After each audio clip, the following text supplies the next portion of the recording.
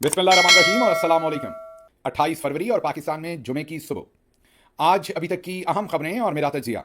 सबसे पहली खबर, एक बार फिर जो फौज के ऊपर नई फौज लाए हैं, मतलब कि जो इतनी बड़ी काबीना बना दी है कि अब 50 वुजरा और मशीरान पर मुश्तमिल ये फॉर्म 47 की काबीना बन गई है। लेकिन इस काबीना की खबर तो हमने आपके सामने पिछले व्लॉग में रख दी थी। अब इसमें से कोई बहुत ही अहम या कई बहुत ही अहम डायमेंशंस निकल रही हैं, जिसकी वजह से चौधरी निजामुद्दीन साहब का बोलबाला हो रहा है, उनका बड़ा नाम बन रहा है और आने वाले वक्त में उनका जो वकार है या उनका जो ब्रांड है उसके लिए भी बहुत ही अहम जो पैरामीटर्स हैं वो सेट हो रहे हैं। मसलन ये जो काबीना है इसके अंदर एक वजीर है हनीफ अब्बासी साहब। हनीफ अब्बासी साहब को अमूमी तौर पर तो आपको पता है कि जो कोई भी सियासतदान पकड़े जाते हैं उन पर अमूमी तौर पर नैब के केसेस बनवाए जाते हैं। नैब के पीछे कोई और होता है लेकिन आगे नैब होती है। पीछे तो आपको पता है हमेशा उस वक्त के आर्मी चीफ होते हैं जो भी उस वक्त हों, और वो ये काम DGISI और ISI से करवाते हैं। लेकिन चलें, आप हिफ्ज़ मातकद्दम कह लें, एक आप शर्म हया कह लें, एक आप ये कह लें कि अपना इमेज बचाने के लिए कम से कम आगे एक सिविलियन इंटरफेस रखा होता है, एक सिविलियन अदारा रखा होता है। खैर अब तो वो भी जो है वो हुज्जत नहीं की गई। अब तो वहाँ पर भी लेफ्टिनेंट जनरल रिटायर्ड नज़ीर भट्ट साहब को लगाया गया है नैब में और उनसे वो सारा काम करवाया जा रहा है। तो अब तो वहाँ भी खाकी हैं, मतलब कि वहाँ भी वर्दी वाली शख्सियत जो है, भले वो रिटायर्ड हैं लेकिन हैं तो वो लेफ्टिनेंट जनरल रिटायर्ड, उनको बिठाया हुआ है। लेकिन कहने की बात यह है कि अमूमी तौर पर जब सियासतदानों को गिरफ्तार किया जाता है तो नैब या कोई और एंटी करप्शन या ऐसी चीज़ें इस्तेमाल करके कोशिश की जाती है लोगों को बेवकूफ़ बनाने की कि हम नहीं है। ये तो देखें, नैब ने पकड़ लिया, एंटी करप्शन ने पकड़ लिया, हमारा कोई लेना देना नहीं है। हालांकि होता सारा लेना देना आर्मी चीफ और DGISI का ही है, लेकिन कहा कम से कम जाता है कि हमारा लेना देना नहीं है। हनीफ अब्बासी एक ऐसी शख्सियत है जिन्हें डायरेक्टली फौज ने पकड़ा और पकड़ा भी मंशियात के केस के अंदर। उनके ऊपर मंशियात का केस डाला गया और एफिड्रीन अब्बासियों ने कहा गया कि उन्होंने एफिड्रीन जैसी जो सब्सटेंस थी जो कि बहुत ही खतरनाक थी, जो वैसे तो दवाइयां बनाने में इस्तेमाल होती है, लेकिन उन पर इल्ज़ाम यह था कि उन्होंने हुकूमती अपनी पोजीशन या ओवरऑल पोजीशन इस्तेमाल करके आलमी मंडी से एफिड्रीन खरीदी और इस इमा पर खरीदी कि उन्होंने उससे दवाई बनानी है। उनकी जो दवा साज उन्होंने जाली सच्ची कंपनी बनाई थी उसमें उस साइज़ की गोलियां बनाने की मशीन ही नहीं थी जिस साइज़ की गोलियां बनाकर उन्होंने सैंपल के तौर पर दी कि ये मैंने गोलियां बनाई हैं और मैंने मार्केट में बेच दी हैं। बुनियादी तौर पर उन पर एतराज़ ये था कि उन्होंने जो दवा बनाने के लिए या दवाई बनाने के लिए एफिड्रीन ली वो उन्होंने मंशियात की शक्ल में बेच दी। और ये इल्ज़ाम पाकिस्तान पीपल्स पार्टी ने नहीं लगाया, ये इल्ज़ाम FIA ने नहीं लगाया, ये इल्ज़ाम नैब ने नहीं लगाया, ये इल्ज़ाम एंटी करप्शन ने नहीं लगाया, ये पाकिस्तान की किसी हाई कोर्ट ने, पाकिस्तान के किसी सिविल जज ने, ये पाकिस्तान के किसी सेशन जज ने या सुप्रीम कोर्ट ने नहीं लगाया। ये डायरेक्टली मैन इन यूनिफॉर्म, जी हाँ, ये पाकिस्तान आर्मी के ऑफिसर्स जो उस वक्त के ब्रिगेडियर्स और मेजर जनरल्स जो एंटी नार्कोटिक्स फोर्स को हेड करते हैं, डील करते हैं, वो मैन इन यूनिफॉर्म होते हैं। मतलब ये पाकिस्तान की मिलिट्री ने उनके ऊपर सीधा सीधा केस बनाया और उन्हें एक स्मगलर और पाकिस्तानियों की जिंदगियों से खेलने वाला और एक आलमी लेवल का, जी हाँ, क्योंकि इतनी बड़ी तादाद में उन पर एफिड्रीन का केस बना था कि शायद वर्ल्ड रिकॉर्ड बने हों, जो आलमी लेवल के बड़े बड़े मंशियात के केसेस होंगे, उनमें से एक हनीफ अब्बासी साहब का केस बना। फिर उनको जेल में डाल दिया गया। ANF जो था, मैन इन यूनिफॉर्म, बताते रहे हमें कि इन्होंने बहुत बड़ी करप्शन की और उनके खिलाफ करप्शन नहीं, सॉरी, बहुत बड़ी क्रिमिनल एक्टिविटी की है, मंशियात फरोशी की है। और फिर जब शहबाज शरीफ को NRO दिया जनरल बाजवा ने, तो साथ हनीफ अब्बासी साहब को भी NRO दे दिया। आज जनरल आसिम मुनीर, तमगा इम्तियाज मिलिट्री, उनकी जो रजीम है, उन्होंने हनीफ अब्बासी साहब को वजीर बनाया है, मोतबर बनाया है, उन्होंने आज जो हल्फ बर्दारी की है, तो एक और ये मेडल लगा है सीने पर मौजूदा रजीम की। और अब आप सोच सकते हैं, जब आप बार बार कहते हैं कि इस मुल्क में सबसे बड़ी बुराई की वजह क्या है, इस मुल्क में करप्शन या इवन मंशियात या दूसरे मामला रुकते क्यों नहीं? रुकते इसलिए नहीं कि चौधरी साहब हर चीज़ के पीछे हैं। चौधरी साहब केस बनाते हैं जब कोई पसंद नहीं आता, जब किसी से डील हो जाती है तो बड़े से बड़ा जुर्म, भले वो 1100 अरब की मनी लॉन्ड्रिंग हो, शहबाज शरीफ और दूसरे जो सियासतदान हैं उनकी, वो माफ़ कर देते हैं। भले आसिफ अली जरदारी साहब जैसे शख्सियत हों जो कह रहे हो इनकी ईंट से ईंट बजानी है और जिनको पूरी दुनिया मिस्टर 10% कहती हो, उनको ये अपने सुप्रीम कमांडर के तौर पर लेकर आते हैं और हनीफ अब्बासी जैसे शख्सियात को खुद लाकर वजीर बनाते हैं, शहबाज शरीफ जैसी शख्सियात को खुद लाकर प्राइम मिनिस्टर बनाते हैं। तो आप खुद समझ सकते हैं कि पाकिस्तान में फिर जो करप्शन की बुनियादी वजह या जड़ है वो चौधरी निजामुद्दीन साहब का करप्शन से प्यार है, क्योंकि जो करप्ट नहीं होगा वो बहुत ही फ्लेक्सिबल नहीं होगा, वो इनकी मर्जी पर, इनकी धुन पर, इनकी तान पर नहीं नाचेगा। और जो करप्ट होगा उसको मोल्ड करना आसान होगा, वो मोम की नाक होगा, उससे जूते पॉलिश करवाओ, भले सल्यूट करवाओ, भले उससे जो काम करवाना करवाओ, बड़े आराम से करेगा। इसलिए चौधरी साहब को ज्यादातर करप्ट लोग पसंद आते हैं। वो चौधरी साहब की अव्वलीन जो है वो तरजीह है। आज की जो पूरी की पूरी कैबिनेट है उसमें और भी कई शगुफे फटे हैं। फॉर एग्जाम्पल इख्तियार वली, पाकिस्तान मुस्लिम लीग नवाज से, जिन्होंने मेरा ख्याल 1989 से वो मुस्लिम लीग नवाज के साथ हैं, वैसे कम ही लोग हैं जो इतने पुराने रह गए हैं, लेकिन इख्तियार वली जो KP से हैं और उन्होंने गालिबन परवेज़ खटक या उनके भाई को पिछले इलेक्शन में हराया भी है और इस वक्त वो मेंबर प्रोविंशियल असम्बली हैं KP में। और उनके मुकाबले पर जो इलेक्शन है वो चारसदा में, उनके मुकाबले पर या ये एक दूसरे के रवायती सियासी हरीफ हैं चारसदा के अंदर।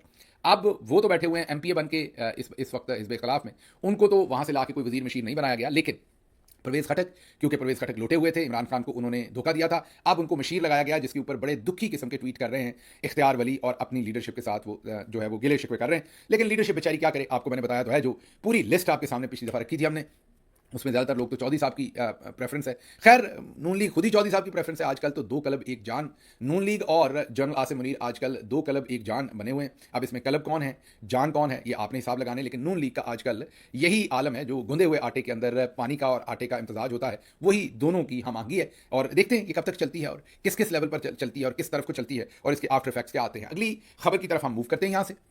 अगली खबर जो है वो है आईएसपीआर साहब की नालायकी, डीजी आईएसपीआर की और उनके महकमे की नालायकी, और अब उसकी तावीलें पेश की जा रही हैं। दो तीन क्विकली, पीछे पहले भी खबर की है, इसलिए क्विक आपके सामने कुछ नई चीज़ें रखते हैं। आपको ये तो पता है कि नगमा जारी किया गया था, गाना जारी किया गया था, उसके अंदर पूंछ जो इंडियन ऑक्युपाइड कश्मीर है, जिसे इंडियन एडमिनिस्ट्रेटेड कश्मीर लिखकर आईएसपीआर ने दिखाया अपनी वीडियो के अंदर, और उसके बाद वो वीडियो डिलीट की गई। सबको लगा कि शायद अकल आ गई है और अब जो नई वीडियो अपलोड की जाएगी उसमें वो चीज़ फिक्स कर दी जाएगी। बजाय वो फिक्स करने के वीडियो दोबारा अपलोड की गई। जब वजह मालूम करने की हमने कोशिश की कि वीडियो क्यों डिलीट की गई, तो पता चला कि कलील वक्त में 75% पाकिस्तानियों ने उस वीडियो को रिजेक्ट कर दिया और थम्स डाउन, नेगेटिव फीडबैक दी। इसलिए वीडियो और बहुत सख्त कमेंट्स भी लिखे, इसलिए वीडियो को डिलीट किया गया ताकि वो सारा डाटा चला जाए और कम से कम ये थम्स डाउन वाला जो काम है ये इतना बुरा ना हो। और नए सिरे से वीडियो रिलीज की गई, लेकिन उसके अंदर दोबारा से इंडियन एडमिनिस्ट्रेटेड कश्मीर लिखा गया। दोबारा वीडियो जो पोस्ट हुई उसको भी चंद ही घंटों में तकरीबन 72% पाकिस्तानियों ने फिर से रिजेक्ट कर दिया और नेगेटिव फीडबैक दी, थम्स डाउन दिया। अब समझ नहीं आ रही कि आईएसपीआर इसका हल क्या निकालेंगे और इससे कैसे निपटेंगे, लेकिन फिलहाल तो वहां पर हालात बहुत बुरे हैं। लेकिन अब डेंटोनिक आए हैं आईएसपीआर के दिफा में और उन्होंने कहा कि ये जो फुटेज बीच में दिखाई गई है जिसमें इंडियन एडमिनिस्ट्रेटेड कश्मीर लिखा गया है, ये अल जजीरा की फुटेज से हमने लिया है और इसलिए इसमें ये लिखा है क्योंकि अल जजीरा ने ये लिखा था। अब अगर तो कोई पटवारी हो तो वो तो ये बात मान जाएगा, अगर कोई जहन रखता हो तो इनसे पूछेगा कि आपने क्रॉप क्यों नहीं किया, आप क्यों दिखाएंगे। कल को अल जजीरा तो कुछ और भी कह देगा, तो क्या वो आप दिखा देंगे। बहुत सारी चीज़ें जो है, फॉर एग्जांपल अल जजीरा जो है वो अगर हमारे किसी शख्स को टेररिस्ट कह दे अपनी रिपोर्टिंग में, तो क्या आप वो दिखा देंगे। तो हमेशा जब हम भी आपके सामने जब कोई भी मटीरियल रखते हैं और वो भले फॉरेन मीडिया ने रखा हो, जैसे फॉर एग्जाम्पल जो कुछ गजा में होता है और फ़लस्तीन में होता है, वहाँ पर जो मामला हैं उसमें जो वेस्टर्न मीडिया है वो फ़लस्तीनियों को डिफरेंट तरह से पुकारता है और जो मुसलमान मुल्क हैं वो उन्हें डिफरेंट तरह से पुकारते हैं। तो हम ये जहन में रखते हैं कि ये हमारे चैनल से चीज़ जारी होती है, तो हम वेस्टर्न मीडिया जिन अल्फाज से या अलकाबात से वहाँ पर फ़लस्तीन की तरफ से लड़ने वाले लोगों को कॉल करता है, हम उन चीज़ों को यहाँ नहीं दिखाते क्योंकि ये हमें पता है कि हमारे देखने वाले और हमारी जिम्मेदारी क्या है। अब आईएसपीआर साहब के पास खुद तो जवाब नहीं है। वो कहते हैं ना कि नानी ने कसम कीता माड़ा कीता करके छड़ देता और माड़ा कीता, तो या तो आप वो वीडियो डिलीट ना करते, की थी तो बीच में से ये भी डिलीट कर देते। अब अगर आपकी तावीलें आकर डेंटोनिक साहब देंगे और वो भी इतनी घिसी पिटी, तो फिर मेरा ख्याल है कि आप इस काम से मतलब कोई ना कोई रिजाइन तो करें आईएसपीआर में से। किसी ना किसी ने तो ये ज्यादती की है, गलती की है, उसको रिजाइन करना चाहिए बजाय इस तरह की बेहुदा और घिसी पिटी किस्म की जो है वो तावील देने के। ये बनती नहीं है। अल जजीरा तो बहुत कुछ लिखता है। अल जजीरा कल को अगर अपने मैप में कश्मीर को हिंदुस्तान का हिस्सा दिखाएगा तो क्या आप वो भी दिखा देंगे। तो और भी बहुत सारी बातें मैं आपसे पूछ सकता हूँ, आप नहीं दिखाएंगे। और अगर आप दिखाएंगे तो फिर किसी ऐसे तरीके से दिखाएंगे कि आप वाजे करेंगे स्क्रीन पर कि आपका पॉइंट ऑफ व्यू क्या है और किसी का पॉइंट ऑफ व्यू क्या है, वो शायद कॉन्टेक्स्ट ही डिफरेंट होगा। इस कॉन्टेक्स्ट में आप ये नहीं दिखा सकते थे। हमें अंदाजा है कि आप नालायक हैं, लेकिन इतने नालायक भी ना बनिए जितने आप हो नहीं सकते। अगली खबर भी इसी से रिलेटेड है और वो खबर बड़ी इंटरेस्टिंग है। वो खबर ये है कि आपने ये तो देखा कि जो 27 फरवरी को जहाज़ गिराया गया था उसका फैसला इमरान खान साहब ने किया था और सारी दुनिया को पता भी, बहुत सारी चीज़ें हमारे दिफा से रिलेटेड ऐसी खुल के नहीं बोलते, बहुत सारी बातें हमें पता है। लेकिन इमरान खान साहब ने और वो जो नेशनल सिक्योरिटी की कमेटी थी उसने फैसला किया था।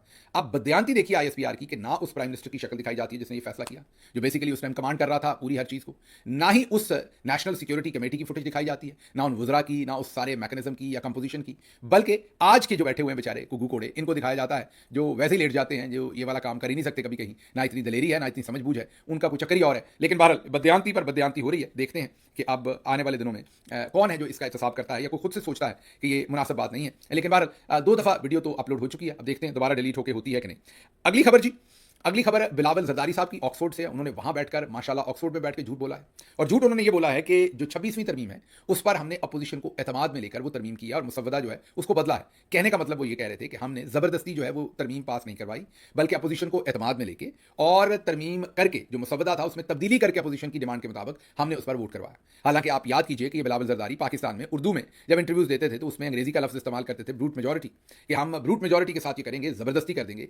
अब ऑक्सफोर्ड में बैठ के बड़ी ही मुनाफकत के साथ झूठ बोल रहे हैं और कह रहे हैं कि हमने अपोजिशन के साथ बातचीत करके किया। हालांकि मुल्क की सबसे बड़ी अपोजिशन जिसको होना तो हुकूमत चाहिए था वो तहरीक इंसाफ है, वो इस तरमीम को नहीं चाहते थे और ये तरमीम लोगों को खरीद के लोटे बनाकर लोगों को जो है ये तरमीम करवाई गई। लेकिन आप ऑक्सफोर्ड में पढ़ें या आप कहीं भी पढ़ें, हमारा प्रॉब्लम हमारी कौम का हमारा डीएनए है, हमारा डीएनए खराब है। जिसको भी ये यकीन कीजिए, आपको आज मेरी बात समझ नहीं आएगी, लेकिन हमारे अपने लोग भी या इमरान खान साहब एक एक्सेप्शन है, बाकी लोग जितने इवन पीटीआई के अंदर भी हैं, आप जब इक़्तिदार देते हैं तो उनकी तबीयत बदल जाती है, उनका बिहेवियर बदल जाता है, वो उस पावर को अब्यूज़ करना चाहते हैं। तो ये हमारे डीएनए का मसला है पाकिस्तानियों के। और बिलावल जरदारी साहब को ऑक्सफोर्ड छोड़ के जहाँ पर मर्जी पढ़ा देते, वो एक फ्यूडली हैं और एक मुनाफिक हैं जो बैठकर झूठ बोल रहे हैं। ना उन्हें एजुकेशन ने कुछ सिखाया है और ना उन्हें कुछ शर्मिंदगी है ये झूठ बोलते हुए। अपने फ़ायदे के लिए कोई भी झूठ बोलेंगे और किसी भी हद तक बोलेंगे। अच्छा जी, लाहौर से खबर है कि वहाँ पर डॉक्टर मुख्तार हुसैन नामी एक डॉक्टर को उठाया गया और पुलिस वालों ने अगवा किया। उन्हें उठाकर किसी जगह पर ले गए, फिर वहाँ पर उनसे कहा कि आपका डेबिट कार्ड कहाँ है? उन्होंने कहा वो तो मेरे घर है। कहाँ रखा हुआ है? उन्होंने कहा फलां जगह पर। पुलिस वाले मुख्तलिफ मोटरसाइकिलों पर उनके घर गए, उन्हें जहाँ अगवा किया था वहीं रहने दिया, वापस उनके घर गए, वहाँ से उनका एटीएम कार्ड उठाया, फिर उनको साथ लिया, जहाँ से उन्हें अगवा करके रखा था वहाँ से निकाल के साथ लिया और उन्हें एटीएम मशीन पर साथ लेकर गए। नजर आ रहे हैं इस तस्वीर के अंदर वो, और साथ एक नकाब पोशिया, मास्क लगा हुआ, कैप और मास्क के साथ पुलिस वाला खड़ा है। उनसे ज़बरदस्ती उनके एटीएम से पैसे निकलवाए और फिर उन्हें रिहा कर दिया गया। मतलब उन्हें अगवा किया गया, उनके कार्ड से ज़बरदस्ती पैसे लिए गए और फिर उन्हें रिहा कर दिया गया। ये लाहौर के अंदर हो रहा है, दिन दिहाड़े ही समझें इसको होता हुआ, और लाहौर के अंदर एटीएम मशीनों में से ये भत्ता लिया जा रहा है जहाँ पर माँ की हुकूमत है। अच्छा जी, अगली खबर अजरबैजान से आपके सामने रखते हैं। शहबाज शरीफ साहब अजरबैजान गए थे, कई दफ़ा गए, एक दफ़ा नहीं, और अब ये पता चला है कि एमओयू हो गया है। अजरबैजान ने बहुत जल्द यहाँ पर $2 अरब की सीधी डायरेक्ट इन्वेस्टमेंट कर लेनी है। वैसे तो छोटी सी इन्वेस्टमेंट है, कंपैरिजन अगर करें $100 अरब जिसका वादा जनरल आसिम मुनीर तमगा इम्तियाज मिलिट्री ने एसआईएफसी के अंडर किया था। एसआईएफसी में किसी किस्म की इन्वेस्टमेंट तो ना आई, लेकिन आपको हाल ही में हमने बताया था कि चोलिस्तान के जिम्मेदारों से जमीन अब जनरल साहबान जो है वो छीन रहे हैं और उन्हें उनकी जमीन से बेदखल कर रहे हैं और उनकी बदवाएं ले रहे हैं। लेकिन बहरहाल यहाँ पर अब ये कहा जा रहा है कि $2 अरब इन्वेस्टमेंट जो है वो अजरबैजान जो है वो करने जा रहा है। जब आप गौर से देखते हैं तो अजरबैजान का टोटल जो रिजर्व्स है इस टाइम वो तकरीबन $11 अरब है, और $11 अरब का मतलब है कि तकरीबन या पाकिस्तान जितने हैं या पाकिस्तान से थोड़े कम है। तो एक पंजाबी की मिसाल है कि भूखे ने भूखे को जफ्फी डाली, मीन गले मिले भूखा, और एक भूखा दूसरे भूखे को उसने गले लगाया और गले जोर से लगा लिया और दोनों को गश पड़ गई। तो ये अजरबैजान और पाकिस्तान दोनों के हालात एक ही जैसे हैं, रिजर्व्स एक ही जैसे हैं। जिस बेचारे के पास अपने $11 अरब हैं, उसने $2 अरब कितनी जल्दी लगा देने हैं। मतलब इन्होंने सबको अपनी तरह का बेवकूफ़ समझा हुआ है या पटवारियों की तरह का बेवकूफ़ समझा हुआ है कि जो दिल करता है वो बेच डालते हैं और आगे इनके जो सुनने वाले हैं वो खरीद लेते हैं। अगली खबर रावलपिंडी से है। रावलपिंडी के क्रिकेट स्टेडियम के बाहर से एक एक जैकेट पहने हुए शख्स जो बेसिकली उड़ा देना चाहता था सबको, उसने वो जैकेट पहनी हुई थी, दहशतगर्द था, और उसके साथ एक खातून भी थी, उनको गिरफ्तार किया गया। वो जो जैकेट उसने पहनी हुई थी जिसको उसने उड़ा देना था और लोगों को जाहिर है कत्ल गारत करनी थी, दहशतगर्दी करनी थी, वो जैकेट भी बरामद हो गई। लेकिन सवाल यहाँ ये है कि हमारी सिक्योरिटी एजेंसीज का कितना बड़ा लैप्स है ये, आईएसआई का, एमआई का, आईबी का, कि वो शख्स जो है वो रावलपिंडी क्रिकेट स्टेडियम के बाहर पहुंच गया। वो तो पुलिस की मुस्तैदी कि पुलिस ने उसे पकड़ लिया, उनकी सताइश करनी चाहिए जिसने भी पकड़ा, लेकिन इंटेलिजेंस एजेंसीज तो फेल हो गई। ये बिल्कुल ऐसे ही है जैसे हमने सोशल मीडिया पर देखा कि कुछ लोग कह रहे थे कि जो हिंदुस्तान के तैयारे हमने गिराए वो हमारी उस वक्त के आईएसआई के चीफ जनरल आसिम मुनीर जो आजकल आर्मी चीफ हैं, वो उनकी बहुत बड़ी कामयाबी थी। मैं ऐसा नहीं समझता। मैं समझता हूं कि आईएसआई को तो पहले से ही पता होना चाहिए था कि हिंदुस्तान हम पर हमले का प्लान कर रहा है। हमें नहीं पता था, इसीलिए हिंदुस्तान हमला कर गया और करके वापस बच के निकल गया उस टाइम। अगर हमें पहले से पता होता, आईएसआई ने अपना काम भरपूर किया होता, तो हम उन्हें उसी दिन ही पकड़ लेते जब वो आए थे और उसी दिन उनके तैयारी शूट करते। लेकिन हमारी नाकामी थी कि उस दिन हमें पता नहीं लगा। हाँ, उसके बाद एयरफोर्स ने और मिलिट्री के जो दूसरे यूनिट्स हैं उन्होंने बेहतरीन काम किया और रिस्पॉन्ड किया, एंड वी रिस्पॉन्डेड वेल। लेकिन ये कहना कि हमारी बहुत अच्छी परफॉर्मेंस थी, ये गलत बयानी होगी, और ये बिल्कुल उसी तरह गलत बयानी होगी जैसे अभी मैंने आपके सामने रखा कि पुलिस ने उस बंदे को पकड़ लिया ऑलमोस्ट स्टेडियम के बाहर से। सोचिए अगर वो भी पुलिस भी वहां पर ना ये काम करती तो वो तो गया था, उसने तो फाड़ देना था जाके बम। तो आप सोचिए जो हमारी इंटेलिजेंस एजेंसीज हैं उनका फिर क्या काम था। अगली खबर आसिफ अली जरदारी साहब की है। उन्होंने अपनी टीम को ये कहा है, अपनी पीपल्स पार्टी की टीम को, कि आप लोग तैयारी करें बल्दियाती इलेक्शन की पंजाब के अंदर। अब आप खुद सोच सकते हैं कि अगर आसिफ जरदारी ये कह रहे हैं तो इसका मतलब उन्हें चौधरी निजामुद्दीन की तरफ से हिंट आया है। इसका मतलब ये है कि इन्हें पता तो है कि ये मकबूल नहीं है। तो जैसे इन्होंने पहला इलेक्शन लूटा है या अब ये भी लूटना चाहते हैं, तो आप सोच रहे होंगे फिर ये बल्दियाती इलेक्शन करवा क्यों रहे हैं। जब आप बल्दियाती इलेक्शन अनाउंस कर देते हैं ना तो पॉलिटिकल लोगों की अपनी अपनी मजबूरियां होती हैं। मजबूरियां मतलब ये कि उनकी एक हल्के की सियासत होती है, एक शरीका होता है, एक मुकाबला होता है, किसी का फैसलाबाद में, किसी का गुजरांवाला में, किसी, तो तमाम लोग इस लार्जर सिचुएशन को छोड़ के उस सिचुएशन को हैंडल करने में लग जाएंगे।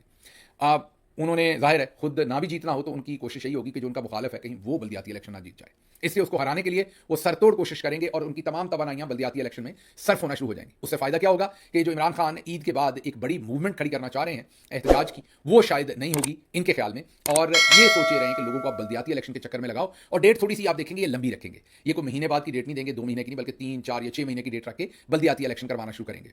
उससे क्या होगा कि वो काफी सारे महीने बल्दियाती इलेक्शन के चक्कर में निकल जाएंगे। इनका मकसद सिर्फ इस टाइम गेन करना है, ना ये बल्दियाती इदारे बनाना चाहते हैं, ना इलेक्शन कराना चाहते हैं, ना ये जीत सकते हैं। इनको सब पता है, ऑल दे आर ट्राइंग कि किसी तरीके से हम टाइम गेन करें और किसी किस्म की भी एहतजाजी तहरीक को कामयाब ना होने दें। खबरें और भी थी, उनको अगले व्लॉग में आपके सामने रखेंगे। फिलहाल मुझे यहां से दें इजाजत। अल्लाह आपका हामी और नासिर हो। पाकिस्तान जिंदाबाद।